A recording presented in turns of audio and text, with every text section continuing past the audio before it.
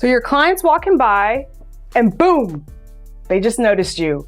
Today we're talking about how to make your marketing more powerful so that you never, ever, ever, ever get looked over again. All right, welcome back. If your marketing is meh and you feel like you're getting passed over or clients are not noticing you, if you're not getting the engagement you're looking for, if you're not getting the leads that are qualified, and if you're not getting the sales and revenue that you know you deserve, then this video is for you.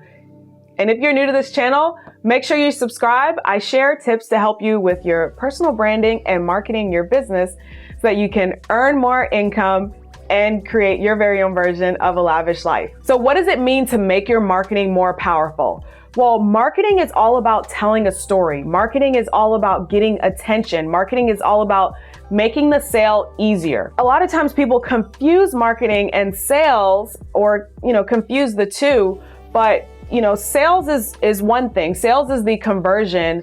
Marketing is what leads up to the conversion. So to use an example from dating, relationships, what a lot of people often use for marketing, the courtship is marketing. So any old schoolers out there? So courtship is marketing. We're not talking about modern day dating, okay? We're not talking about Netflix and chill. We're talking about courtship.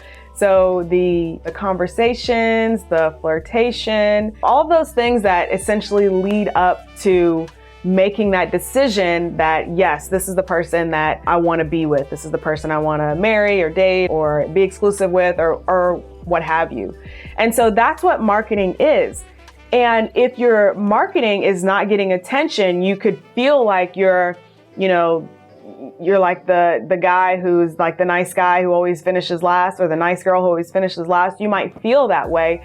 And the key is to make your marketing more powerful so that you can get the attention that you're looking for. Attention is currency, and it's the marketer's number one currency. Like if I have your attention, then like I can make you move. And if I can make you move, then I can help you get that change. And if I can help you get that change, then I can make money. And that's really what it all comes down to, right? And so if your marketing is not powerful enough, you cannot get attention, you can't make people move, and therefore they won't be able to take that action that they need in order to get the change. And your bank account will unfortunately reflect how weak your marketing is. Now, just to kind of close the loop on the sales conversation, sales is the final dash. And if you're a really good marketer, then you should also be really good at sales. So you should also be a student of sales, and you should also be able to create that end goal and get people over that hump so that they can actually take that action. And so, for example, many marketers are great at copywriting. Copywriting is simply salesmanship in print. It's leading someone through a journey of belief and sharing those stories that we share in marketing so that by the end of it or in the middle of it or at any point in time, that person is thinking in their head, wow, I really need this. How do I get it? And that's essentially what we need to do when we're trying to do sales. But what's really great about marketing is that it makes the sales process easier. So for example, if your potential client happens to come to your website and let's say on your website, they see invitation to watch a video or to watch a webinar or whatnot, right? And they're like, oh, this topic looks interesting, but I don't know who she is. Well, how did that person come to your website? Did they click on an ad? Did they happen to get referred by someone saying, oh, you should go check her out? Like, what happened before they came to your website? And that'll give you an idea of what marketing is supposed to do. For example, the person who happened to stumble on your website because they searched through Google, or they happened to stumble on your website because they clicked on an ad, they might not be as willing to take an action as someone who was referred by a friend who said, hey, you should go check out LaTisha's website because she can actually help you. And you should definitely check her out. Maybe potentially work with her, but at least go check her out.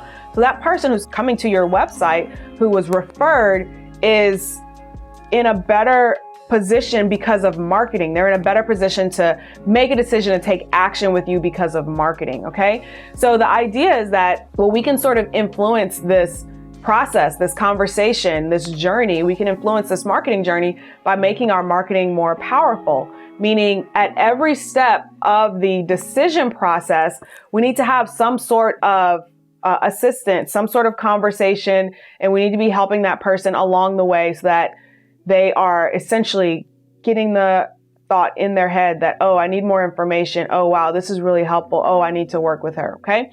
So today I'm going to share with you the 3 things that you need in order to make your marketing more powerful.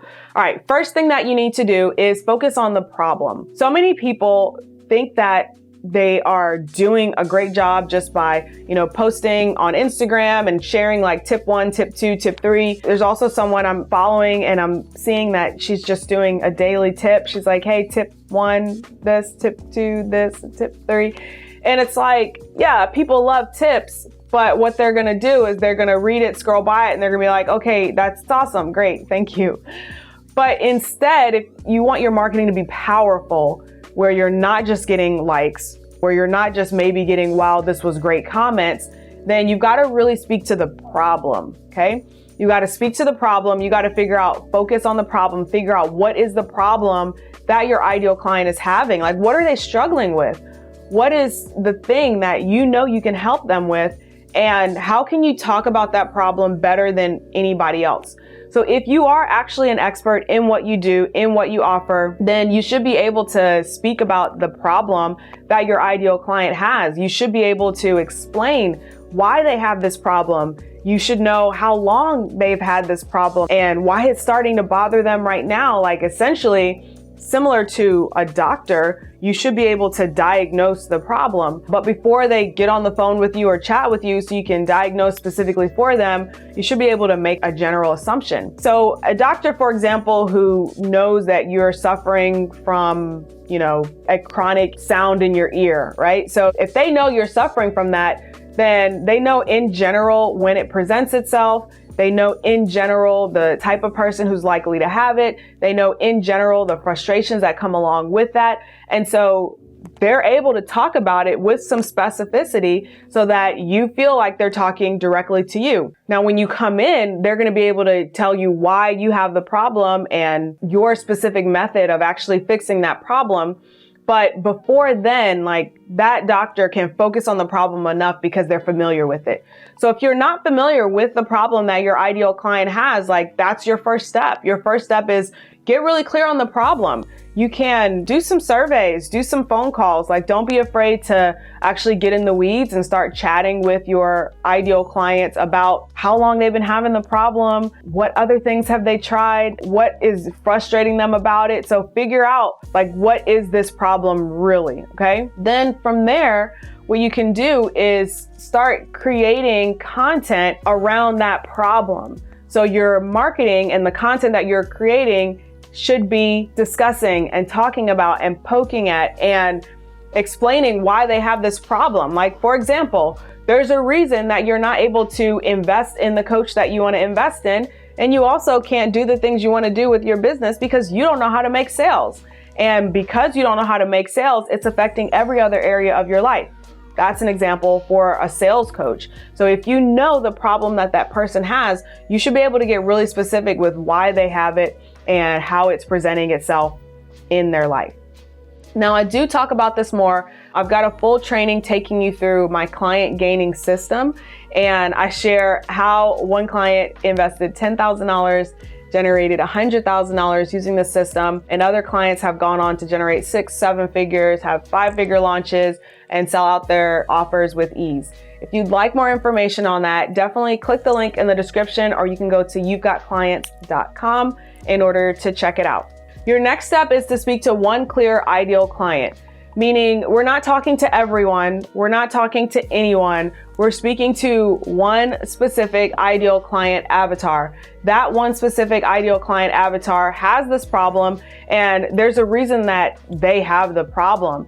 There's a reason that they have it, but the person next to them doesn't. There's a reason that they have it, but their parents don't. There's a reason that they have it, but their brother or sister might not. There's a reason that your ideal client has this problem. What is that reason? Do you know it? Do you know why they're uniquely positioned to have this problem? If you don't know, then that's your next step. Your next step is to research, who is my ideal client? Who is that person who is uniquely positioned to have this problem? Now, I did recently create a video on how to create your ideal client avatar. And so if you haven't taken the time to actually pull together your ideal client avatar, then you definitely want to go check that out. I will link it up here or here, as well as put it in the description box so that you guys can go and check out that video. And the final step in making your marketing more powerful is to create one solid piece of content.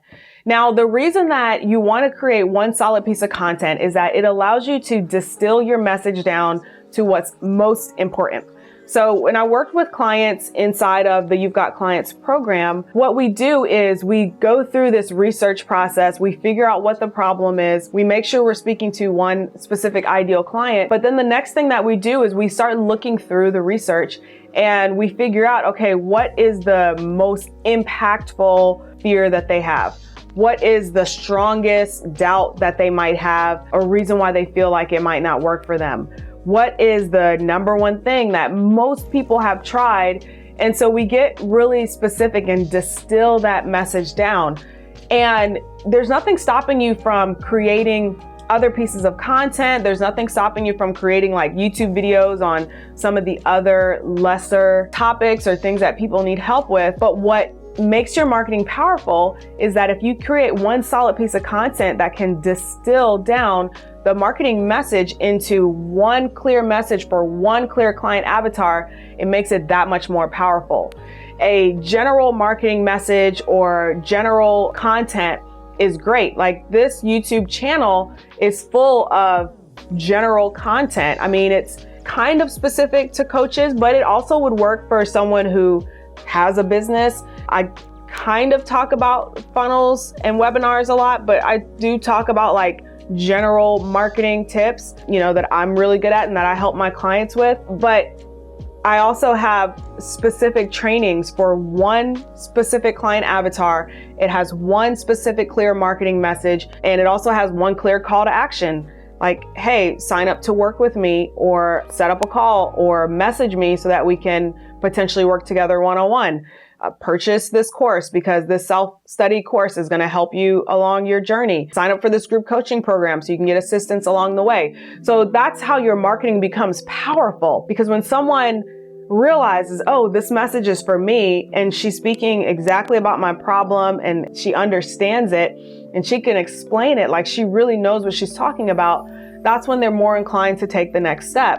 And that's the power of marketing, is getting someone from point A to point B, and to make that decision to go all the way through to Z, or Z, as they say in Australia. So which way do you say it? Is it Z or Z? So that is how to make your marketing more powerful. 1, focus on the problem. 2, speak to one clear ideal client. And 3, create one solid piece of content. Now, if you need help creating that solid piece of content, I recommend a webinar and scripting out something that's really going to help you through that process. If you need help creating one solid piece of content, then you definitely want to check out the You've Got Clients training. The details are in the description box, or you can go to you'vegotclients.com in order to get that training. In the meantime, I'll see you guys in the next one. Okay, bye.